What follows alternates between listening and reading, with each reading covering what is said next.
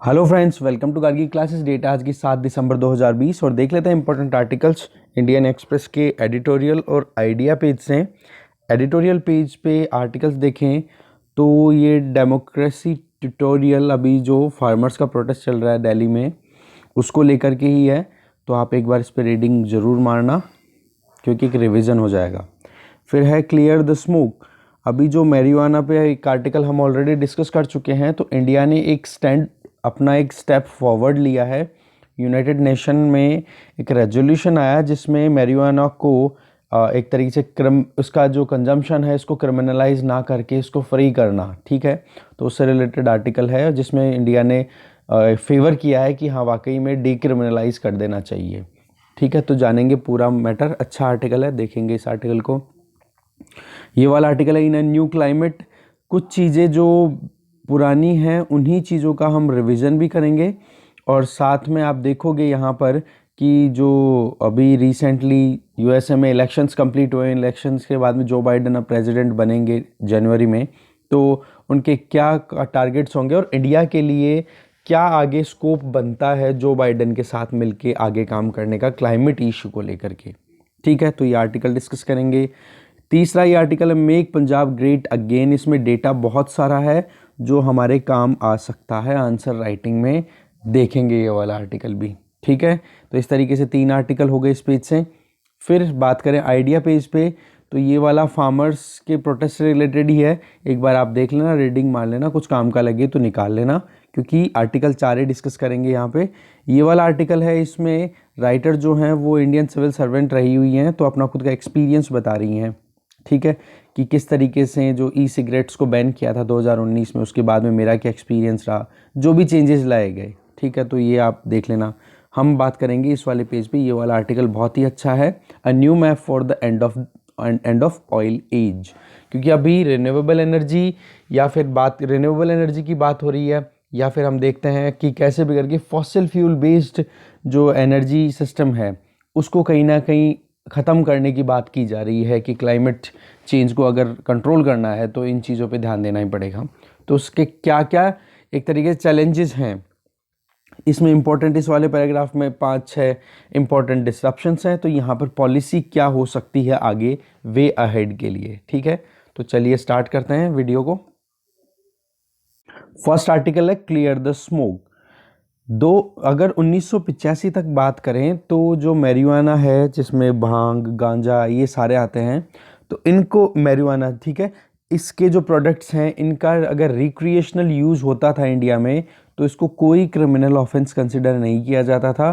फिर 1985 में narcotics drugs and psychotropic substance act आता है और आप देखोगे इंडिया ने ये एक्ट इसलिए बनाया था क्योंकि इंडिया पर एक इंटरनेशनल ऑब्लिगेशन था। ये ऑब्लिगेशन हमने देखा भी था कि 1960s के टाइम पे एक प्रेशर बन रहा था इंडिया पे, जबकि इंडिया में हम जानते हैं कि मैरिजुआना का यूज़ हमारे यहाँ कल्चरल पॉइंट ऑफ व्यू से, मेडिसिनल पॉइंट ऑफ व्यू से, रिक्रिएशनल पॉइंट ऑफ व्यू से बहुत ही इंपॉर्टेंट रोल रहा हुआ है। तो इंडिया ने ये कहा था कि भाई हमें थोड़ा टाइम दो, हमें ट्रांजिशन करने में थोड़ा टाइम लगेगा, एकदम से ही हम बंद नहीं कर सकते, इसके यूसेस को बैन नहीं कर सकते। तब जाके जो इंटरनेशनल इंस्टीट्यूशंस थे उन्होंने ये कहा कि चलो ठीक है, आपको हम 20 साल देते हैं, 20 साल के बाद में आपको कानून बनाना पड़ेगा। तो ऐसे करके 1985 में हमारे यहाँ कानून आता है इंटरनेशनल ऑब्लिगेशंस के बेसिस पे, क्योंकि इंडिया जो था वो सिग्नेटरी है, ठीक है, उस टाइम पे, कि एक तो single convention on narcotic drugs, दूसरा कन्वेंशन ऑन साइकोट्रॉपिक सब्सटेंसेज और तीसरा United nation convention against illicit traffic in narcotic drug and psychotropic substances. ऐसे करके इन तीनों कन्वेंशन का सिग्नेटरी रहा हुआ है इंडिया। तो इस वजह से इंडिया को कहीं ना कहीं एक प्रेशर फील करना पड़ रहा था, तो इंडिया ने ये कानून बनाया 1985 में। पिछले हफ्ते की बात करें तो इंडिया ने एक अच्छा कदम उठाया है सही दिशा में, जिसके बारे में हम एक आर्टिकल ऑलरेडी डिस्कस भी कर चुके हैं। कि देखोगे ज़्यादातर जो स्टेट्स हैं, मतलब मेंबर स्टेट्स हैं United nation commission on narcotic drugs में, उन्होंने जब वोटिंग की कि भाई अब कैनेबीज और कैनेबीज रेजिन, मतलब जो मैरिजुआना से रिलेटेड जो भी प्रोडक्ट हैं, कैनेबीज से जो प्रोडक्ट बनते हैं, उनको अब जो डेंजरस ड्रग की कैटेगरी से लिस्ट में से हम हटा देंगे, रिमूव करने की बात करें कि अब ये डेंजरस कंसिडर नहीं किए जाएंगे। तो ये इंडिया ने अपनी तरफ से बहुत ही सही दिशा में एक सिग्नल दिया है कि जो अभी तक रिक्रिएशनल या मेडिसिनल यूसेज के लिए कैनबिस को अवेल कराया जाता था, उनको अब क्रिमिनलाइज नहीं माना जाएगा। मतलब अब उनके जो भी इनका यूज़ करेगा उनके लिए एक क्रिमिनल प्रोसीडिंग्स शुरू नहीं होगी। ठीक है, तो आप देखोगे इसमें इम्पॉर्टेंट चीज़ क्या आ जाएगी, अब कहीं ना कहीं एक इम्पॉर्टेंट अमेंडमेंट आ सकते हैं जो एनडीपीएस एक्ट है 1985 का, उसमें, और एक सही दिशा में राइट डायरेक्शन में जाती हुई आप देख सकते हो। अभी ये जो कन्वेंशन ऑन नार्कोटिक ड्रग्स है, इन्होंने सही कदम उठाया यूनाइटेड नेशन में। ठीक है, तो रैशनल जो है इसके पीछे कि अभी जो लेजिस्लेशन है मैरिजुआना के बारे में, तो हम देखें तो हम इंडिया के इंटरनेशनल ऑब्लिगेशंस की वजह से इंडिया ने ये कानून बनाया था। कल्चरली मैरिजुआना को देखें तो इंडिया में रिलीजियस पॉइंट ऑफ व्यू से, social fabric point of view से, मेडिसिनल पर्पज से, या फिर जो क्यूजीन्स जो बनती हैं, खाने पीने की जो चीज़ें होती हैं उनमें, या फिर जो फेस्टिवल्स के टाइम पे इसका बहुत ही इम्पोर्टेंट हमेशा से रोल रहा है, और साथ में रिक्रिएशनली भी। रिसेंटली 2019 में आप देखोगे एक रिपोर्ट आई थी, magnitude of substance use in India. इस रिपोर्ट में बताया गया कि लगभग इंडिया की टोटल पॉपुलेशन का 2.8%, तो कितने हो गए, लगभग 3.1 करोड़ इंडिविजुअल्स, बता रहे हैं कि 3.1 करोड़ इंडिविजुअल्स ने वॉलंटरीली ये चीज़ एडमिट की है कि वो लोग कैनबिस प्रोडक्ट को कंज्यूम करते हैं इंडिया में। ये तो गवर्नमेंट सर्वे बता रहा है। तो आप देखो कि कानून होने के बावजूद भी कितनी ज़्यादा प्रेवलेंस है, कितनी ज़्यादा एक्सेप्टेबिलिटी है इस सब्सटेंस की।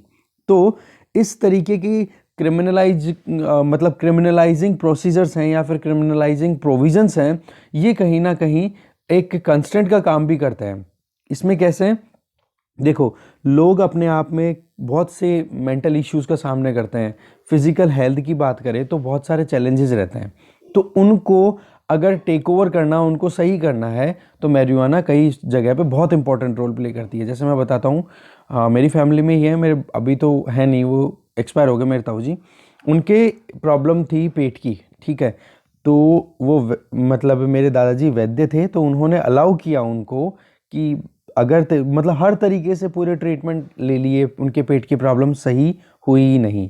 फिर उनको अल्टीमेटली अलाउ किया मेरे दादाजी ने कि बोले कि ये भांग है, इसको दवाई की तरह तू ले।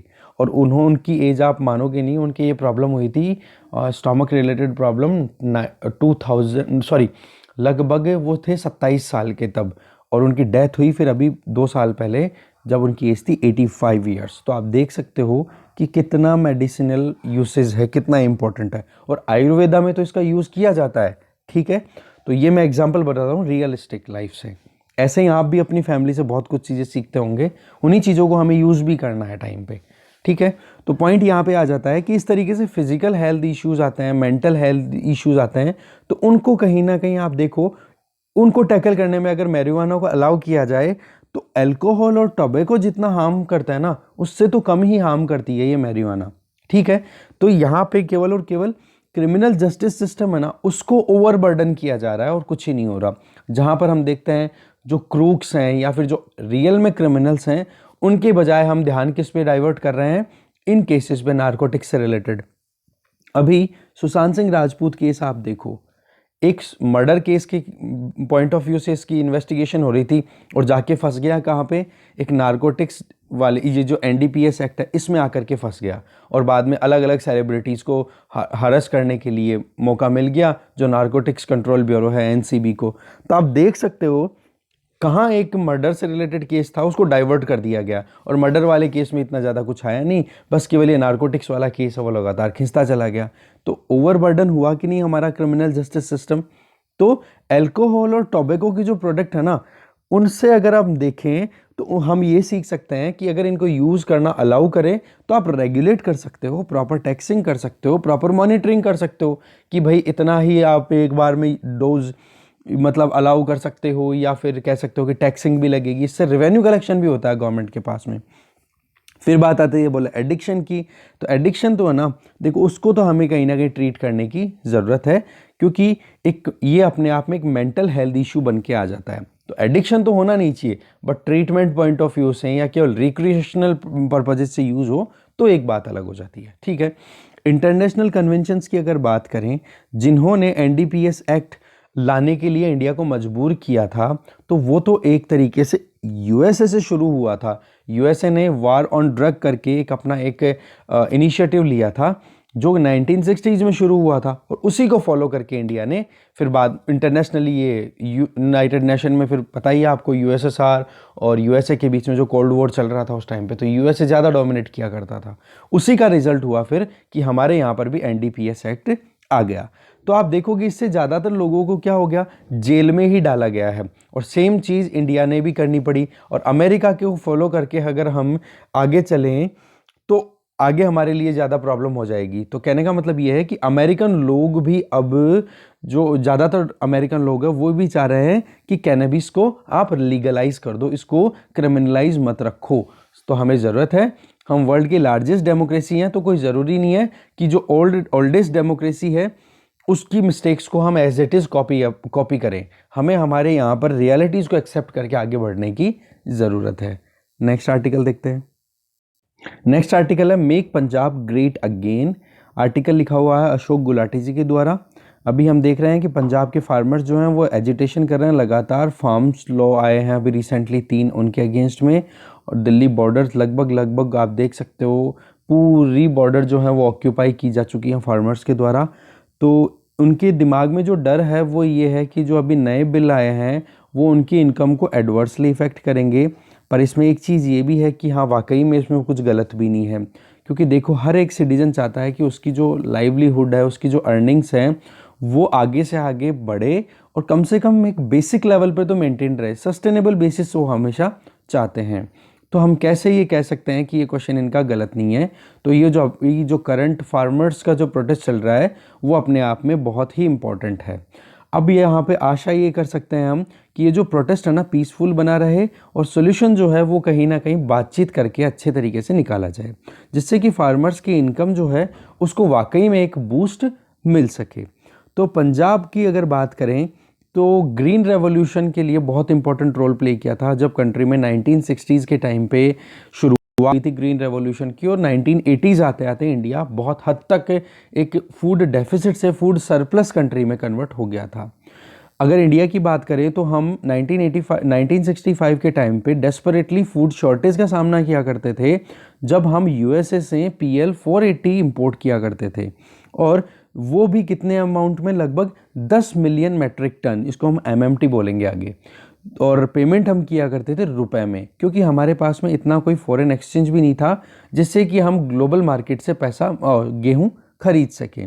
तो आप देखोगे टोटल जो उस टाइम पे फॉरेन एक्सचेंज कंट्री के पास में था वो लगभग इतना ही था कि 7 MMT का ग्रेन परचेज किया जा सके, जबकि डिमांड कितनी हो रही थी, 10 MMT की। तो हम हमारी डिमांड को पूरा करने के लिए हमारे पास में $, या हम कह सकते हैं फॉरेक्स की कमी थी। दूसरा हम देखेंगे इस टाइम पे ही हमारे किसानों को प्रमोट करना भी ज़रूरी था, क्योंकि हम बाहर से अगर इंपोर्ट कर रहे हैं खुद से, तो क्यों ना फिर डोमेस्टिकली उस रिक्वायरमेंट को, उस नीड को फुलफिल किया जा सके। तब जाकर के 1965 में MSP सिस्टम को लाया गया था। ठीक है, आज की सिचुएशन अगर देखें तो फूड कॉर्पोरेशन ऑफ इंडिया के बारे में हम देखें तो इसके इतना बर्डन हो चुका है कि एक्सेस में स्टॉक अवेलेबल है जो लगभग 97 MMT है। अब आप यहाँ पे डेटा कंपेयर करो, कितना है स्टॉक, 97 MMT, और हम इंपोर्ट किया कितना करते थे, 10 मिलियन मेट्रिक टन, 10 गुना तक ज़्यादा तो स्टॉक है हमारे पास में। जबकि FCI की कैपेसिटी या स्टॉक नॉर्म कितने दिए हुए हैं FCI को, 41.2 MMT। तो इकोनॉमी का जो कॉस्ट है वो एक्सेसिव ग्रेन को स्टोर करने में ज़्यादा लग रहा है। कहने का मतलब बफर ज़्यादा है, मतलब बफर की लिमिट है 41.2 MMT, और जबकि स्टॉक कितना हो रहा है टोटल स्टॉकिंग 97 MMT। तो यहाँ पर जो जिस पर्पज़ पे कैपिटल को इन्वेस्ट करना चाहिए वहाँ पर ना जा करके इसी एक तरीके से एक्सेसिबिलिटी को आप कंट्रोल कर रहे हो, तो क्यों ना फिर प्रोडक्शन को थोड़ा रिड्यूस किया जाए, जो कि लगभग 1,80,000 करोड़ रुपए का है, इससे भी ज़्यादा है ये खर्चा। तो यहाँ पर सबसे इम्पॉर्टेंट चीज़ क्या जाती है, क्योंकि गवर्नमेंट जो है वो MSP सिस्टम बेस्ड जो है वो कहीं ना कहीं एनकरेजमेंट देती है कि हाँ भाई हम प्रोक्योर करेंगे आपका जो अनाज है, चाहे गेहूं हो चाहे चावल हो। तभी तो किसान वहाँ पर थोड़ा सा अट्रैक्टिव फील करते हैं कि हाँ वाकई में हमें प्रोडक्शन को बढ़ाना चाहिए। जबकि प्रोडक्शन का केस देखोगे यहाँ पे तो स्टोरेज कितना है, एक्सेस में है, डबल से भी ज़्यादा है। दूसरी तरफ अगर देखें तो हमारा फॉरेन एक्सचेंज फॉरेक्स की बात करें तो लगभग $575 बिलियन है, जो कि कंफर्टेबल लेवल से बहुत ही ज़्यादा है। कहने का मतलब हमारे पास में अभी फॉरेन एक्सचेंज की कमी नहीं है। अगर एक बार शॉर्टेज भी पड़े ग्रेन की तो हम इंपोर्ट कर सकते हैं। और सिचुएशन भी लगातार बदल गई, सोसाइटीज़ में भी बहुत सारे परिवर्तन आ गए हैं। इस तरीके से हम देखें हायर लेवल ऑफ डेवलपमेंट भी गेन हो चुका है इंडिया में। एक सेकेंड, ठीक है, डेवलपमेंट लेवल है वो भी बहुत आगे बढ़ चुका है। और दूसरा जो लो लेवल इक्विलिब्रियम ट्रैप था जिसमें हम फंसे हुए थे कि हाँ न तो ज़्यादा हमारे यहाँ पे प्रोडक्शन हो रहा है, न प्रोडक्शन की वजह से हमारे यहाँ पे फूड सिक्योरिटी आ पा रही है, फूड सिक्योरिटी की वजह से लोगों में स्किल नहीं आ रही है या फिर वो मेंटली या फिजिकली कैपेबल नहीं है, उसकी वजह से हमारे और इकोनॉमी गर्त में चली जा रही थी। तो लो लेवल इक्विलिब्रियम जो था उससे हम बाहर निकल गए। तो यहाँ पर फिर शम्पीटर करके एक स्कॉलर रहे हुए हैं, उन्होंने एक प्रोसेस बताया है ना, उसका नाम है क्रिएटिव डिस्ट्रक्शन। और आप देखोगे क्रिएटिव डिस्ट्रक्शन का मतलब कि आप कुछ नया करते हो तो उसके कोई ना कोई साइड इफ़ेक्ट डेफिनेटली होते हैं। जब किसी ओल्ड या फिर इनएफिशिएंट फंडामेंटल लॉ में अगर हम चेंज लेकर के आते हैं या फिर ये जो ओल्ड एंड इनएफिशिएंट मेथड है जिसको हम क्रिएटिव डिस्ट्रक्शन बोल रहे हैं, ये इंडिया ही नहीं वर्ल्ड के हर एक कंट्री में ये चीज़ एप्लीकेबल है कि जब भी आप ये याद रखना अपना क्रिएटिव डिस्ट्रक्शन बाय शम्पीटर, ठीक है, क्योंकि इस प्रोसेस का यूज़ हम कहीं पर भी कर सकते हैं कि कुछ भी नया किया जाए, ठीक है। तो नया करोगे तो पुराने सिस्टम में बहुत सारे चेंजेज आएंगे, तो हो सकता है कि आपके 2 से 3 टारगेट हैं वो तो सही से आपके फुलफिल हो रहे हैं, बट बचे हुए 2-4 चीज़ें और हैं उन पर साइड इफ़ेक्ट आ रहा है उस चेंज का, तो उसको बोला जाएगा क्रिएटिव डिस्ट्रक्शन। तो वो इंडिया के लिए ही नहीं, थ्रू आउट वर्ल्ड अगर कोई भी कंट्री है वहाँ पर इसका असर हमें देखने को मिलता है। यहाँ पर हमें एक चीज़ और ध्यान देने की ज़रूरत है कि 1966 में जब हरियाणा को सेपरेट कर दिया गया था, और आप देखोगे कि जो ये टेरिटरी थी पंजाब की पूरी, जिसमें डिवीज़न करने के बाद में बहुत हिस्सा हिमाचल की तरफ भेज दिया गया था। तो आप उस टाइम पर देखो, एक तो ये किया गया, डिवीज़न हुआ पंजाब का, फिर आप देखो पंजाब का हाईएस्ट पर कैपिटा इनकम हुआ करती थी 1960s के टाइम पे, और ये अपने आप में एक फ्रंट रनर रहा है पंजाब हमेशा से अर्ली 2000s तक। पर पंजाब अब धीरे धीरे क्या करता है, डिक्लाइन करना शुरू कर देता है ओवरऑल रैंकिंग में मेजर स्टेट्स की अगर बात की जाए। अगर किसमें पर कैपिटा इनकम की बात हो रही है, अगर स्मॉलर स्टेट्स को भी हम इसमें इंक्लूड कर लें तो पंजाब की पोजीशन 13वीं आती है 2018-19 में पर कैपिटा इनकम के हिसाब से। और इसके पीछे बहुत सारे रीज़न हैं। सबसे पहले बहुत सारे रीज़न है इस डिटेरियोरेशन के पीछे, जिसमें नंबर 1 आता है लैक ऑफ इंडस्ट्रियलाइजेशन, क्योंकि आज के टाइम पे अभी भी पंजाब में एग्रीकल्चर पे ज़्यादा रिलाई किया जा रहा है, ना कि इंडस्ट्रीज़ पे। दूसरा, जैसे आप इसमें देखोगे इंडस्ट्रियलाइजेशन में आईटी इंडस्ट्री का ज़्यादा कोई स्कोप नहीं है, फाइनेंशियल सर्विसेज अवेलेबल नहीं है क्योंकि वो अभी भी आड़तिया सिस्टम पे ही डिपेंडेंट है, तो जो कि फिर बहुत एग्जॉर्बिटेंट इंटरेस्ट रेट लिया करते हैं, तो उससे भी उनको ज़्यादा परेशानियों का सामना करना पड़ता है। तो आप देखोगे यहाँ पर एग्रीकल्चर बेस्ड को, अगर एग्रीकल्चर को अपनी खुद की जो ग्लोरी है या पंजाब को अपनी जो ग्लोरी है या टॉप पोजीशन है उसको रीगेन करना है, तो एग्रीकल्चर के अलावा भी और चीज़ों पर भी ध्यान देना पड़ेगा और एग्रीकल्चर को भी डाइवर्सिफाई करने की ज़रूरत है। आज अगर पंजाब की खुद की बात की जाए तो लगभग 99% इरिगेशन है ना, मतलब 99% जो एरिया है वहाँ पर इरिगेशन फैसिलिटी अवेलेबल है। जबकि इंडिया की अगर बात करोगे तो केवल 50% जो क्रॉपिंग एरिया है उसको एग्रीकल्चर इरिगेशन फैसिलिटीज़ अवेलेबल है, जिसमें महाराष्ट्र में इरिगेशन कवर तो केवल 20% ही है। तो आप देख सकते हो इरिगेशन की कितनी अच्छी फैसिलिटी है। दूसरा, लैंड होल्डिंग की बात करें तो पंजाब में अगर एवरेज आप निकालो तो लगभग 3.62 हेक्टेयर ज़मीन है एक इंडिविजुअल के पास में एवरेज, ठीक है, जबकि ऑल इंडिया एवरेज कितना है 1.08 हेक्टेयर। और बिहार में तो ये बहुत बुरा हाल है कि एक इंडिविजुअल के हाथ में 0.4 हेक्टेयर ज़मीन ही आती है, क्योंकि बिहार की पॉपुलेशन डेंसिटी सबसे ज़्यादा है। इसके अलावा फर्टिलाइजर कंजम्पशन की बात करें तो पंजाब में 212 किलोग्राम यूज होता है 1 हेक्टेयर के ऊपर, जबकि इंडिया लेवल पे एवरेज निकाला जाता तब कितना था, 135 किलोग्राम पर हेक्टेयर। तो आप देखो कि कितना ज़्यादा एक तरीके से पंजाब में एग्रीकल्चरल एक्टिविटीज़ के लिए फैसिलिटीज़ कितनी ज़्यादा अवेलेबल है। ठीक है।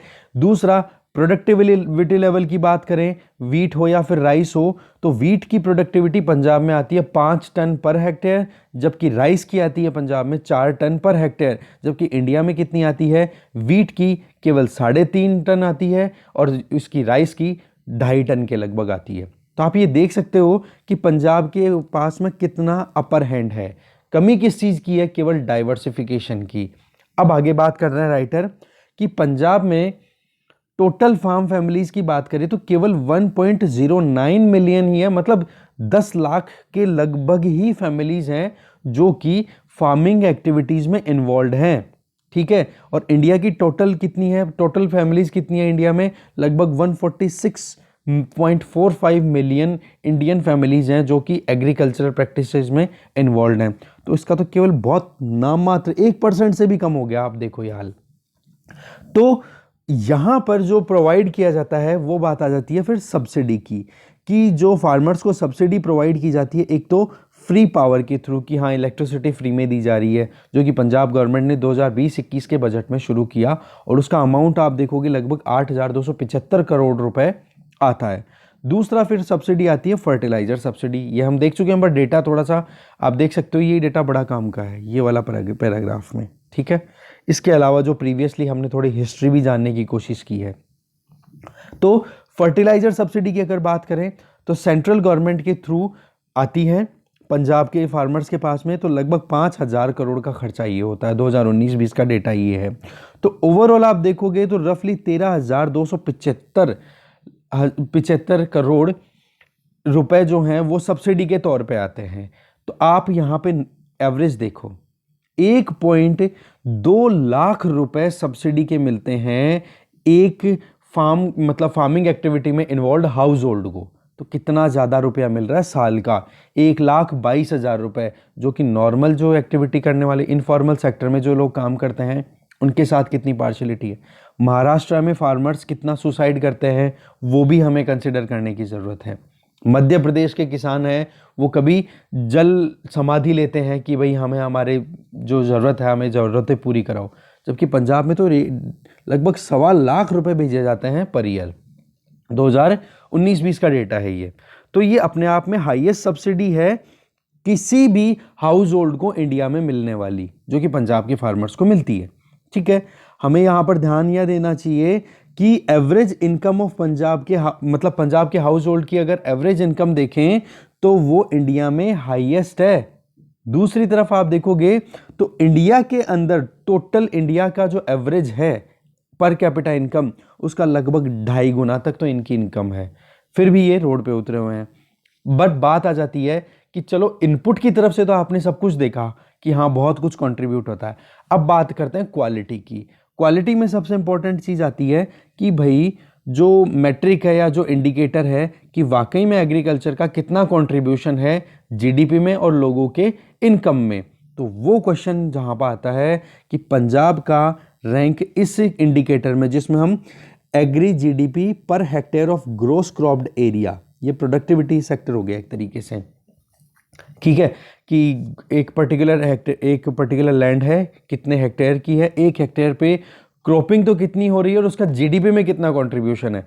इस इंडिकेटर के हिसाब से देखा जाए तो पंजाब की जो स्टैंड है वो 11th रैंक है, जबकि यहाँ पर इनकम देखो आप।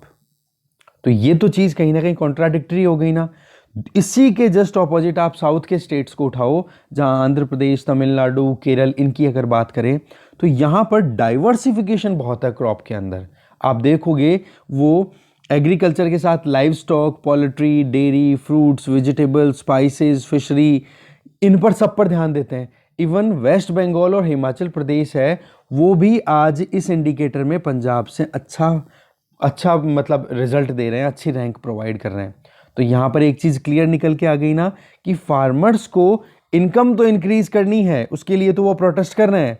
तो उसके लिए जो वाकई में रिलायबल और प्रोडक्टिव पाथ हो सकते हैं ना, उन पे काम करने की ज़रूरत है, जिससे कि पंजाब के किसानों की इनकम डबल या फिर ट्रिपल भी हो सकती है। तो ज़रूरत क्या है? सबसे पहले तो हमें एमएसपी बेस्ड वीट और राइस की जो प्रोक्योरमेंट है उसको ख़त्म करें। इसकी बजाय हमें प्रमोट क्या करना चाहिए? हाई वैल्यू क्रॉप सिस्टम को, या फिर लाइव स्टॉक को, या फिर ये जो पूरा pattern south Indian states follow करते हैं उन चीज़ों को एनकरेज करना चाहिए। इनकी डिमांड है और इनकी डिमांड के हिसाब से अगर प्रोडक्शन बढ़ता है तो इनका डेफिनेटली फ़ायदा होगा। केवल सीरियल्स के ऊपर डिपेंडेंट है पंजाब के किसान, इसलिए इनकी इनकम ज़्यादा बढ़ नहीं पा रही। इवन रैंक जो है वो लगातार गिरती चली जा रही है। पंजाब को ज़रूरत है कि हम एक पैकेज की व्यवस्था, पैकेज का अरेंजमेंट हो जिसमें 10,000 करोड़ रुपए एक पैकेज के तौर पे दिए जाए, जो कि आने वाले 5 सालों तक दिए जाने चाहिए, जिसमें सेंटर और स्टेट जो है वो 60:40 रेशियो में कंट्रीब्यूट करे। ये अपने आप में एक विन विन सिचुएशन होगी। एक बार फार्मर्स अपनी एग्रीकल्चरल प्रैक्टिसेस को डाइवर्सिफाई कर लेंगे तो इससे देखो फार्म आउटपुट भी बढ़ेगा, तो उनकी इनकम भी डबल हो सकती है आराम से। ठीक है, इसके अलावा एमएसपी के ट्रैप से भी बाहर निकल जाएंगे। तो अब डिपेंड करता है कि सेंट्रल और पंजाब की जो गवर्नमेंट है वो मिलकर के किस सॉल्यूशन पे पहुंचती है, कि क्या वे अहेड होना चाहिए। क्योंकि अगर डाइवर्सिफिकेशन आता है एग्रीकल्चर की प्रैक्टिसेस में, तो हम जो पंजाब में ये जो डिप्लीटिंग वाटर लेवल है ना, लगातार जल का स्तर नीचे गिरता जा रहा है ग्राउंड लेवल का, इसी तरीके सॉइल की क्वालिटी बिगड़ती जा रही है। एयर पॉल्यूशन की बात हम बार बार करते हैं, स्टबल बर्निंग का जो इशू है वो राइस की एग्रीकल्चर की वजह से तो ना, राइस क्रॉपिंग की वजह से। तो इन चीज़ों को कहीं ना कहीं आगे इन पर काम करने की ज़रूरत है। सेंट्रल गवर्नमेंट और पंजाब की गवर्नमेंट को पॉलिटिक्स को अवॉइड करने की ज़रूरत है, इन शॉर्ट। ठीक है, तो पंजाब को ग्रेट अगेन बनाना है तो फिर वही बात है, सोल्यूशन हमने बात की है। नेक्स्ट आर्टिकल देखते हैं। नेक्स्ट आर्टिकल है इन अ न्यू क्लाइमेट। आर्टिकल लिखा हुआ है मंजीव सिंह पुरी। इन्होंने ये बताया कि यूएसए में जो अभी इलेक्शंस हुए हैं इनका कितना अच्छा रिजल्ट रह सकता है। डोनाल्ड ट्रंप ने क्लाइमेट को तो डिनाई कर दिया था, अब जो बाइडन अब बन जाते हैं तो वो अपने आप में बहुत ही इंपॉर्टेंट कदम उठा पाएंगे। अब बात करते हैं लाइन टू इस आर्टिकल की, जो कि सारी इंपॉर्टेंट है, क्योंकि फर्स्ट जो इंट्रोडक्टरी था, पॉलिटिकल पर्सपेक्टिव था, वो शायद हम आंसर में ना यूज़ कर पाएँ कि हाँ इलेक्शन हुए, चेंज हुए। एक लाइन में लिख सकते हो कि हाँ इलेक्शंस के बाद में जो बाइडन जैसे ही आए तो क्लाइमेट चेंज का जो इशू है उसको कहीं ना कहीं इंपॉर्टेंस मिलना शुरू हो गई। बस अब बात आती है कि पेरिस एग्रीमेंट हुआ था क्लाइमेट चेंज में, और उसमें टारगेट ये किया था कि ग्लोबल टेम्परेचर को 2 डिग्री सेंटीग्रेड से ज़्यादा राइज होने नहीं देंगे इस शताब्दी में, 21वीं सेंचुरी में। ठीक है, और टारगेट ये है कि कैसे भी करके एक कोशिश ये की जाएगी कि 1.5 डिग्री सेंटीग्रेड के अंदर अंदर ही चेंज किया जाए, प्री इंडस्ट्रियल लेवल की बात अगर करें तो। सभी कंट्रीज़ ने एक कंसेंसस भी जताई थी कि हाँ चलो ठीक है हम काम करेंगे, इंक्लूडिंग चाइना, यूएस, ईयू, जो कि largest green house gas emitter हैं। ठीक है, तो आप देखोगे यहाँ पर एक नेशनली डिटरमाइंड कमिटमेंट की बात की गई थी कि सभी कंट्रीज अपना एक टारगेट फिक्स कर लें कि 2030 आते आते आप कितना क्या रिडक्शन कर दोगे एमिशंस में। तो इस एग्रीमेंट ने यूएसए जैसे जो कंट्रीज थे उन पर एक प्रेशर बना हुआ था, क्योंकि ये डेवलप्ड कंट्रीज थे ना, इन पर क्या पेरिस क्लाइमेट चेंज एग्रीमेंट के पहले एक क्लॉज था जिसका नाम था कॉमन बट डिफरेंशिएटेड रिस्पॉन्सिबिलिटी। मतलब कॉमन तो क्या है कि climate change, but developed countries ने पहले बहुत ज़्यादा पोल्यूशन क्रिएट किया है तो उनको ज़्यादा काम करना पड़ेगा। डेवलपिंग कंट्रीज जो हैं वो अभी कर रहे हैं तो उन्होंने इतना ज़्यादा क्लाइमेट चेंज में कंट्रीब्यूट किया नहीं है, तो उनको थोड़ा कम एफर्ट लगाने पड़ेंगे, और जो बिल्कुल ही पुअर कंट्रीज हैं उनके ऊपर ज़्यादा बर्डन नहीं रहेगा। तो इसको बोला गया था कॉमन बट डिफरेंशिएटेड रिस्पॉन्सिबिलिटी। तो इसमें क्या था, डेवलप्ड कंट्रीज के ऊपर एक प्रेशर था, एक ऑब्लिगेशन ज़्यादा बन गया था। But Paris climate change agreement जैसे ही आया तो क्या एग्रीमेंट में क्या आ गया, नेशनली डिटरमाइंड कमिटमेंट्स, कि भाई अपने अपने हिसाब से वॉलंटरीली अपने टारगेट डिक्लेयर कर दो और उन टारगेट्स को आपको अचीव करना है। तो एक रिलैक्सेशन तो मिल गया ना, एक तो मैंडेटरी चीज़ थी और एक अपने हिसाब से कर दिया। तो आप देखोगे ये सारा कुछ फाइनल हो गया था 2015 में। फिर ट्रंप जी आते हैं, ट्रंप ने अपना पूरा जैसे ही होता है, मतलब इलेक्शन होने के बाद में शपथ ले लेते हैं, बन जाते हैं वहाँ के प्रेसिडेंट यूएसए के 2017 में, और एक इंटेंशन तो डिक्लेयर कर देते हैं 6 महीने के अंदर अंदर कि भाई हम हमारा जो पार्टिसिपेशन है उसको विड्रॉ करेंगे पेरिस क्लाइमेट चेंज एग्रीमेंट से। और यूएसए ने फिर बाद में विड्रॉ कब किया है, 4 नवंबर को। और आप देखोगे 4 नवंबर को क्या, 3 नवंबर को तो यूएसए में इलेक्शंस कंप्लीट हुए हैं जिसमें जो बाइडेन की विक्ट्री फिर 7 या 8 नवंबर को फाइनल हो गई थी। तो आप देखोगे इंटेंशन कब की डिक्लेयर की हुई है और फिर बाद में जाते जाते ट्रंप ने ये काम कर ही दिया। और दूसरा, डोनाल्ड ट्रंप ने प्रेसिडेंट बराक ओबामा को ब्लेम भी किया कि यूएसए का जो ग्रोथ पर्सपेक्टिव है उसको कहीं ना कहीं इस एग्रीमेंट की वजह से बहुत ज़्यादा हार्म हो सकती है, और जो बराक ओबामा उन्होंने ज़्यादा अटेंशन पे की नहीं है। बट आप देखोगे जैसे ही यूएसए ने विड्रॉ किया तो चाइना ने अपने आप को असर्ट किया है, और चाइना अपने आप में डोमिनेटिंग पावर इसमें भी कहीं ना कहीं अपनी वैल्यू बढ़ाती हुई दिखाई दे रहा है। ठीक है, डेवलपिंग वर्ल्ड के अंदर और डेवलप्ड वर्ल्ड में भी अभी कहीं ना कहीं चाइना अपनी गुडविल को इंक्रीज करने की कोशिश कर रहा है।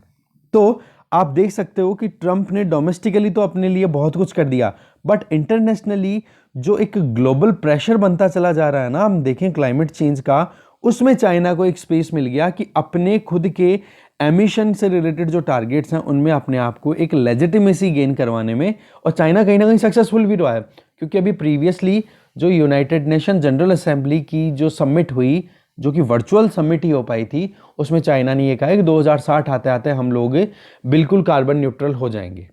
ठीक है, तो ये अपने आप में कहीं ना कहीं एम्बिशियस टारगेट भी है, और कर भी पाएगा कि नहीं कर पाएगा वो बात अलग है, बट एक बार स्पेस तो मिला ना, और उस स्पेस को यूटिलाइज भी किया है चाइना ने। अगर हम एनालाइज करें जो एग्रीगेट नेशनली डिटरमाइंड कॉन्ट्रीब्यूशंस की, तो वो कहीं ना कहीं जो टारगेट लिया हुआ है ना 21वीं शताब्दी खत्म होते होते हम प्री इंडस्ट्रियल एरा के कंपैरिजन में 2 डिग्री सेंटीग्रेड से ज़्यादा टेम्परेचर को नहीं बढ़ने देंगे, तो वो अचीव नहीं होने वाला है अभी जो करंट एफर्ट्स हैं। But green house gas reduction तो एटलीस्ट होगा ना, ग्रीन टेक्नोलॉजीज का इंट्रोडक्शन तो होगा ना, नई टेक्नोलॉजी का एडेप्टेशन तो होगा, एटलीस्ट क्लाइमेट फ्रेंडली प्रेसिडेंट का इलेक्शन तो हुआ यूएसए में। ये भी अपने आप में एक अच्छा कदम है, कम से कम बात तो हो रही है। बात ना होने से अच्छा है, कुछ ना होने से अच्छा है एटलीस्ट बातचीत तो हो, क्योंकि आज अगर बात हो रही है तो हो सकता है कल वो एग्जीक्यूशन में भी आ जाए। वही चीज़ यहाँ पे राइटर बताना चाह रहे हैं। तो आप देखोगे यूएसए जो कि लार्जेस्ट कंट्रीब्यूटर है ग्रीन हाउस गैस के एमिशन में एटमॉस्फेयर के पॉइंट ऑफ व्यू से अगर देखा जाए, तो वहाँ पर जो बाइडेन का इलेक्ट होना, जो कि वाकई में क्लाइमेट चेंज को बहुत इंपॉर्टेंट इशू मानते हैं, उनका बनना बहुत अच्छी बात है world community point of view से। और हम देख सकते हैं पेरिस क्लाइमेट चेंज एग्रीमेंट को हो सकता है एक रिवाइवल मिले यूएसए में। ठीक है, डेमोक्रेट्स जो हैं हम देखें तो अभी थोड़ा सा यूएसए की पॉलिटिक्स ही बता रहे हैं कि डेमोक्रेट्स को थोड़ा सा अपर हाउस जो है ना यूएस कांग्रेस का, यूएस की पार्लियामेंट का सेनेट, उसमें इतना ज़्यादा रिप्रेजेंटेशन नहीं है। वहाँ पर अभी तक भी रिपब्लिकन्स जो है ना उनकी थोड़ी सी है। बट वही बात अब देखने वाली बात है, ग्रीन हाउस गैस रिडक्शन के लिए जो कमिटमेंट्स हैं उनको कैसे अचीव किया जा सकता है।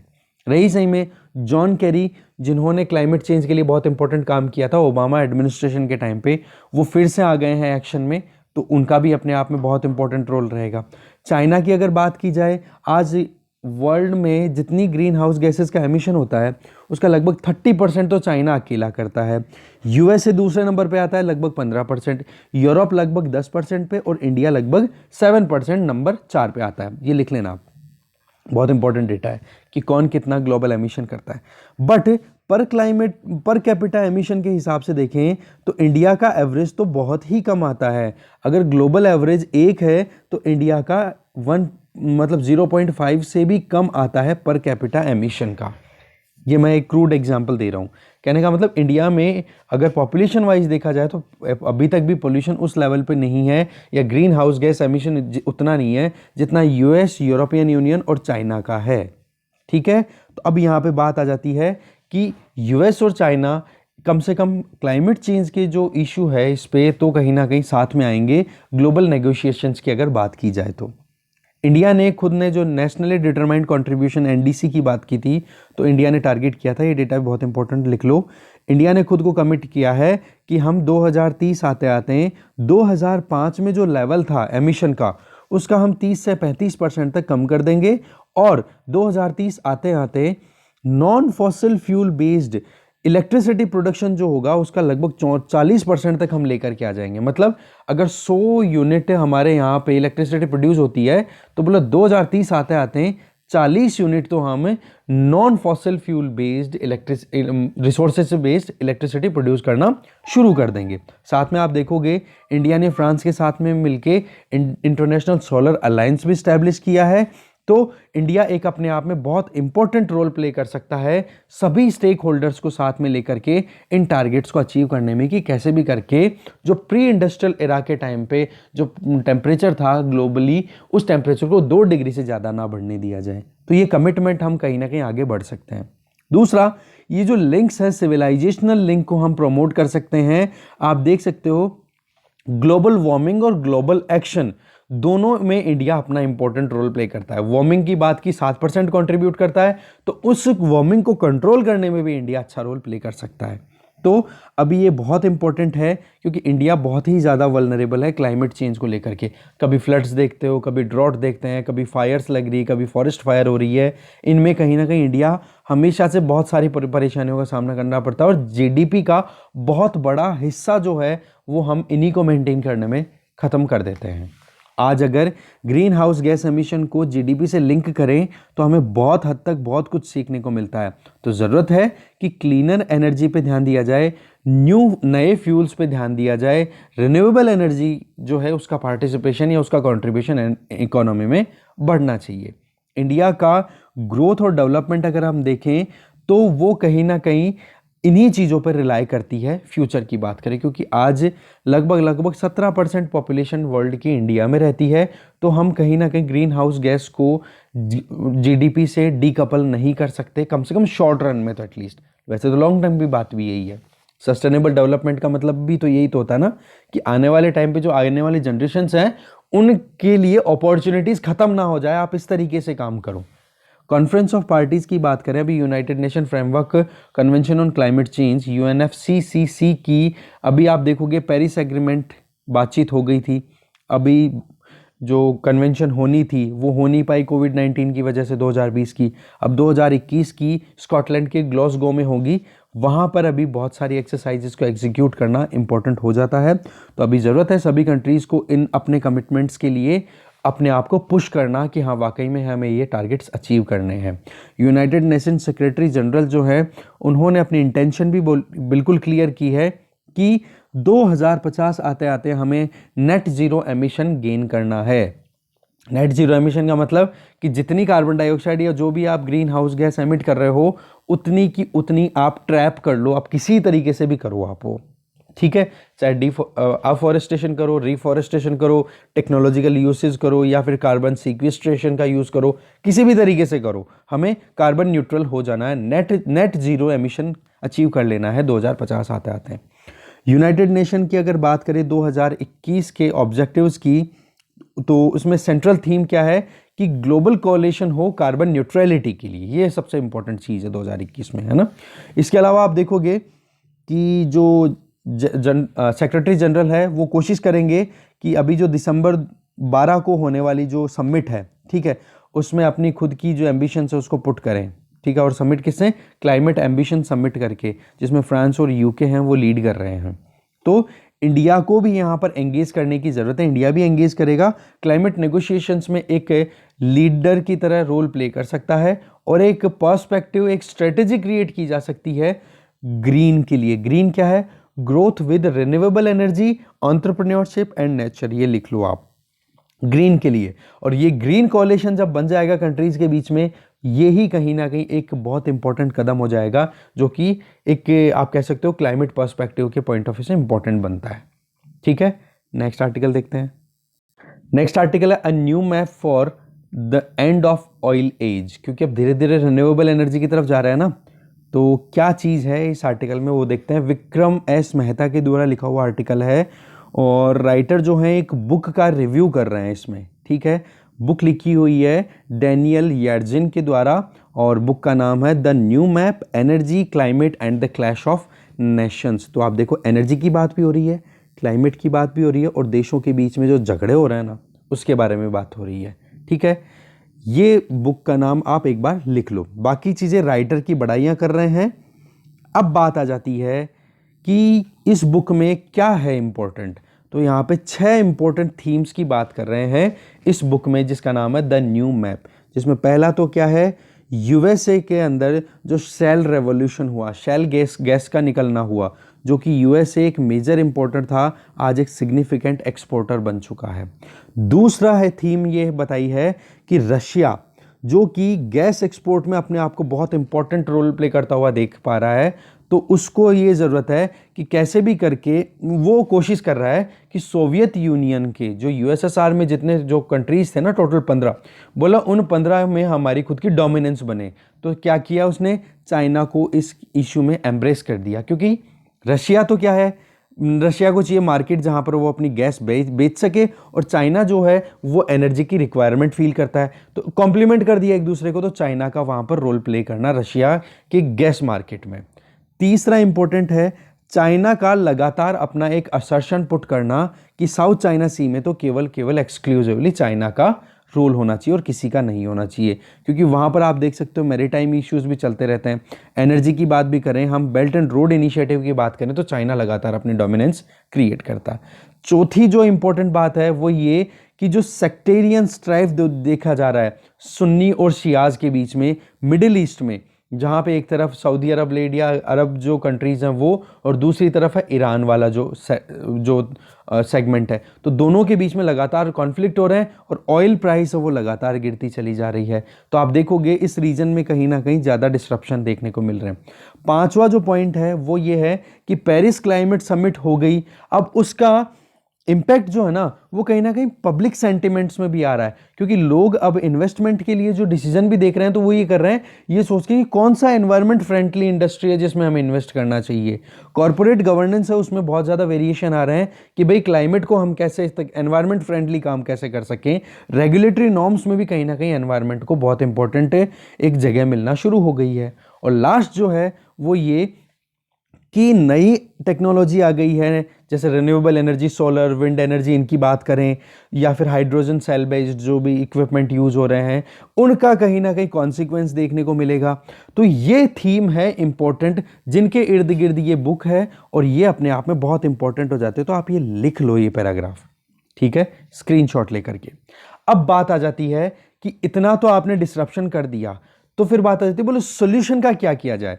देखो सबसे बड़ी बात क्या है यहाँ पर राइटर जो बोलना चाह रहे हैं, माना कि ऑयल बेस्ड सिस्टम हमारे यहाँ पर बहुत है, नई टेक्नोलॉजी, नया सब कुछ आना चाहिए, रिन्यूएबल एनर्जी का यूज होना चाहिए, पोल्यूशन कम होना चाहिए, एमिशन कम होना चाहिए, पर जो एग्जिस्टिंग सिस्टम है, इंडिया की पर्टिकुलर बात करें, जहां पर हमारा बहुत पुराना इंफ्रास्ट्रक्चर है, जहां पर अभी भी स्किल की कमी है, जहां पर अनएम्प्लॉयमेंट रेट बहुत ज़्यादा है, अगर वहां पर आप टेक्नोलॉजी को और इंटरवीन कर दोगे तो कितना मुश्किलों का सामना करना पड़ेगा। ये बहुत बड़ा चैलेंज है। आज अगर कोल माइंस में कुछ वर्कर्स काम कर रहे हैं, उन वर्कर्स को आपने स्किल ना दे करके कहीं और जॉब नहीं दी, तो अगर आपने कोल बेस्ड या थर्मल पावर प्रोजेक्ट्स को बंद कर दिया तो उन लोगों के रोजगार का क्या, ये बहुत बड़ा सवाल है। ठीक है, तो राइटर बोल रहे हैं कि अभी तो सबसे इंपॉर्टेंट चीज है कि अगर टेक्नोलॉजी की बात भी करें तो हमें reliable, affordable, clean, universal energy के ऊपर काम करना पड़ेगा। ठीक है, सबसे बड़ी बात आ जाती है कॉस्ट ऑफ ट्रांजिशन, कि एक सिस्टम से दूसरे सिस्टम में जाने में कितना खर्चा होगा, वो कौन संभालेगा। आज इंडस्ट्रियल इंफ्रास्ट्रक्चर कितना वीक है इंडिया का, हमें ग्रिड्स को अपग्रेड करने में कितनी प्रॉब्लम आ रही है, क्योंकि अब सोलर और विंड एनर्जी बेस्ड आज आप बात करते हो कि जो नेट मीटरिंग की, ऐसे मीटर लगाओ जो, जैसे मान लो घरों में मीटर लगा दी, नेट मीटरिंग का आपको कॉन्सेप्ट पता होगा वैसे, कि मान लो यहाँ से आप ग्रिड से इलेक्ट्रिसिटी मांग रहे हो, नॉर्मल कंडीशंस में आ गई आपके, बट आपने ऊपर सोलर पैनल भी लगा रखे हैं अपने घर के, और सोलर इलेक्ट्रिसिटी आपके बहुत ज़्यादा प्रोड्यूस हो रही है, तो आप इसको वापस बेच भी रहे हो उसी ग्रिड को जिससे आप अपनी ज़रूरतें पूरी कर रहे हो, तो आपने बेची कितनी, खरीदी कितनी, उसका जो नेट आएगा उसका मीटरिंग करना कि हाँ आपने बेची ज़्यादा तो आपको पैसा मिलेगा, या फिर खरीद ली ज़्यादा तो आपको बिल पे करना पड़ेगा। तो वो चीज़ें अगर आप लाना चाह रहे हो तो उसमें कितना ज़्यादा डिस्रप्शन आएगा, वो अपने आप में इमेजिन करने वाली बात है। ठीक है, एम्प्लॉयमेंट में स्ट्रेस ऑलरेडी चल रहा है। थर्मल पावर प्लांट्स में आप देखोगे तो उनको आप कैसे बंद करोगे, उनको आप किस तरीके से नए सिस्टम को अचानक से लेके आ जाओगे, तो इस चीज़ के लिए हमारे पास में प्लान होना चाहिए। वैसे तो इस बुक में बोल रहे हैं कि बोले इंडिया स्पेसिफिक क्वेश्चंस को तो एड्रेस नहीं किया, बट हम यहाँ पर 3 इंपॉर्टेंट पॉलिसीज़ को निकाल के लेके आ सकते हैं, ट्विन एक्सिस को लेकर के आ सकते हैं कि कैसे फॉसिल फ्यूल और रिन्यूएबल एनर्जी को हम टैकल कर सकते हैं 3 पॉलिसी इनिशिएटिव के बेसिस पे। सबसे पहले ही तो ये कि हम ये फाइनल आउट करें कि इंडिया में ऑयल की डिमांड पीक पर कब पहुंचने वाली है, पीक ऑयल डिमांड कब आने वाली है। तो इसके लिए हमें बहुत सारी कैलकुलेशन करनी पड़ेगी, क्योंकि पीक ऑयल डिमांड एक बार आ जाएगी तो आपको आइडिया लग जाएगा कि हाँ मैक्सिमम डिमांड इतनी है, अब हम धीरे धीरे इससे ऑयल की डिमांड को भी रिड्यूस कर सकते हैं और दूसरा हम जो रिन्यूएबल एनर्जी बेस्ड सिस्टम है उसको ज़्यादा से ज़्यादा इंक्रीज कर सकते हैं। समझ गए? तो पहली चीज़ क्या आ गई यहाँ पे, पीक ऑयल डिमांड को हमें फिक्स करना पड़ेगा। अभी तक तो क्या था, अर्लियर कंसर्न तो क्या हो सकते थे कि पीक सप्लाई, कहीं सप्लाई की कमी तो ना आ जाए। बट राइटर यहाँ पे एक शानदार बात बोलते हैं, बोले स्टोन एज थी ना, पाषाण काल, वो इसलिए बंद नहीं हुआ था, इसलिए खत्म नहीं हुई थी कि पत्थर खत्म हो गए थे, वो इसलिए खत्म हो गई थी क्योंकि नई टेक्नोलॉजी आ गई थी, लोहे का यूज करना आ गया था, चैल्कोलिथिक एज आ गई थी, ब्रॉन्ज एज आ गई थी, इसलिए पाषाण काल बंद हुआ था। एग्जैक्टली ऑयल की सप्लाई खत्म नहीं होगी, ऑयल की सप्लाई तो चलती रहेगी, कहीं ना कहीं से आप दूसरे सोर्सेज निकाल दोगे। बट अब कंसर्न क्या है कि डिमांड कब पूरी हो जाएगी, डिमांड मैक्सिमम चली जाए, फिर उसके बाद में ट्रांजिशन किया जाए। क्योंकि भारत पेट्रोलियम के हिसाब से देखें या फिर कि भारत पेट्रोलियम के हिसाब से देखें तो देखो ऑलरेडी हम पीक गेन कर चुके हैं कि बोले इससे ज़्यादा अब पेट्रोल की या क्रूड ऑयल की डिमांड हमारे यहाँ पे नहीं रहेगी। बट इंटरनेशनल एनर्जी एजेंसी है वो कहती है 2028 तक पीक आएगा। IHS के जो मार्केट्स राइवलरी है वो कहते हैं कि 2030 के बाद में आएगा। सऊदी अरब बोलता है कि 2050 तक डिमांड लगातार बनती चली जाएगी, और इसी तरीके से अलग अलग डेटा है। ठीक है, कहने का मतलब पीक जिस टाइम पे आ जाएगा ना, उसके बाद में आप रिन्यूएबल एनर्जी को और ओपनली टारगेटेड वे में यूज कर सकते हो। तो ऑयल एज है ना, वो ऑयल की कमी की वजह से खत्म नहीं होगी, ये एक बात है। फिर बात ये कर रहे हैं कि ये जो बुक है इसमें सजेस्ट ये किया गया है कि 2 पॉलिसी इनिशिएटिव लिए जा सकते हैं इंडिया में, जिससे कि वर्ल्ड स्केल पे कॉम्पिटिटिव वे में जो फोटोवोल्टाइक सेल है उनका प्रोडक्शन हो और दूसरा बैटरी स्टोरेज हो वो ज़्यादा से ज़्यादा हो। क्योंकि आज इंडिया के सामने अगर कोई प्रॉब्लम आएगी ना तो वो टेक्नोलॉजिकल पर्सपेक्टिव पे ही है, और आगे जो प्रॉब्लम आएगी वो डिलेमा इसी चीज से रिलेटेड होगा कि सोलर यूनिट अफोर्डेबल है कि नहीं है, और अगर अफोर्डेबल नहीं होंगी तो चाइना से फिर इंपोर्ट हम लगातार करते रहेंगे। आज चाइना की बात करें तो वर्ल्ड में जितनी लिथियम बैटरीज बनती है उनका 75 प्रोडक्शन चाइना करता है। सोलर सेल की बात करो तो 70% प्रोडक्शन चाइना करता है, और सोलर वेफर्स की अगर बात करें तो 95% की बात की जाती है, और पॉलीसिलिका की बात करें तो 60% प्रोडक्शन चाइना में होता है। तो भाई इस तरीके से तो हमें कहीं ना कहीं एक्स्ट्रा में इन्वेस्टमेंट करना पड़ेगा, इनोवेशन लाना पड़ेगा, सस्ती टेक्नोलॉजी डेवलप करानी पड़ेगी। एक तो ये, फिर इसके अलावा इंडिया को क्लीन एनर्जी के लिए एक टेक्नोलॉजी स्ट्रेटेजी बनाने की ज़रूरत है, एक आंसर देने की ज़रूरत है कि हाँ एनर्जी ट्रांजिशन जो हम ऑयल से या फॉसिल फ्यूल से नॉन फॉसिल फ्यूल की तरफ जाएं तो हमारा क्या प्लान होना चाहिए।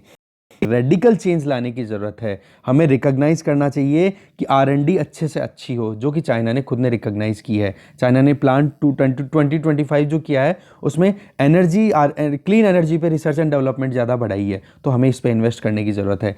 हमें एक ब्रेक थ्रू टेक्नोलॉजी लाने की ज़रूरत है। हमें इसके लिए 2 काम कर सकते हैं, एक तो फंडिंग मैकेनिज्म हो सकता है, दूसरा एक ऐसा इकोसिस्टम हो जिसमें पार्टनरशिप को प्रमोट करें। पार्टनरशिप का मतलब जिसमें डोमेस्टिक भी हो और इंटरनेशनली भी। तो आप देखोगे कि पार्टनरशिप में अगर इंटरनेशनल कंपनीज हमारे यहाँ के इन्वेस्ट करती हैं तो क्लीन एनर्जी टेक्नोलॉजी ऑटोमेटिकली लेकर के आएंगी, इससे एक म्यूचुअल बेनिफिट उठाया जा सकता है। इसमें जो बाइडेन एडमिनिस्ट्रेशन के साथ में मिलकर इंडिया अच्छे से काम कर सकता है कि अमेरिकन कंपनी टेक्नोलॉजीज लेकर आए, हमारे यहाँ पर लेबर सस्ती मिल जाए और रिसोर्सेज मिल जाए, और उसका फिर आउटपुट जो भी है USA को भी बेनिफिट दे और इंडिया को भी दे और ग्लोबली भी सबको बेनिफिट प्रोवाइड करे। ठीक है, तो इस तरीके से ये डिस्कशन यहीं खत्म होता है। Thank you very much.